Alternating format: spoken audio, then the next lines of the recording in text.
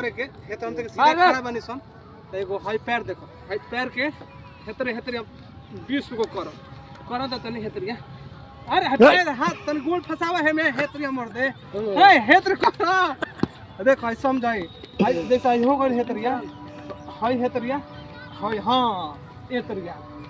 भाई हमार एक कदम नासा मुक्ति की ओर आज हम 29वां दिन भाई हमार सत्येंद्र भाई हमारे ढेर दिन के बाद भेटाइल बनल आइल बनल आ हम करतनी एक्सरसाइज तो इहो आइल बनल आ जौन हमसे के नासा मुक्ति के जौन अभियान बा इहो एमे शामिल आज भइल हन आ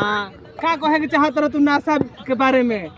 नासा के घरी के लइके करत रहसन तो के का समझाए के चाहत रह तनी कह हम ये समझावे के चाहत है कि नासा ई गलत बात बा हां ई ना करे के चाहिए ना करे के चाहिए काहे तेरे भविष्य लइका से खराब होला। आज सत्येंद्र भाई के पेटू निकल गइल बेटे तो इनके एगो एक्सरसाइज हम अपने साथे कराओ तनी आ ई करियन त इनकर पेट के थोड़ा सा चर्बी कम होई तो सत्येंद्र भाई है तो का करेगा पैर चप्पल खोलो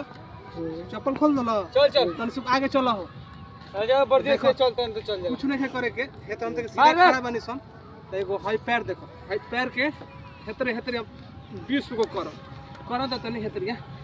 अरे हटे हाथ तनी गोल फसावा है मैं हेतरिया मर दे हे हेतर करो देख हाई समझाई हाई देख आई हो गई हेतरिया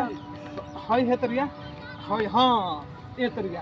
अब तो शाम सवेरे ई तू करबो तो तार पेट के चर्बी खत्म हो जाए अच्छा न काल से रेगुलर तू कर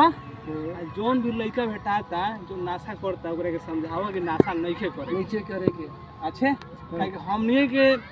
बानी सन आगे का भविष्य हमनी को अभी ना समझाओ जाई तो लइका जाता गलत ना क्यों जाता रास्ता क्यों ई तो गलत बात बा और वो सबे देख सकता नहीं सत्येंद्र भाई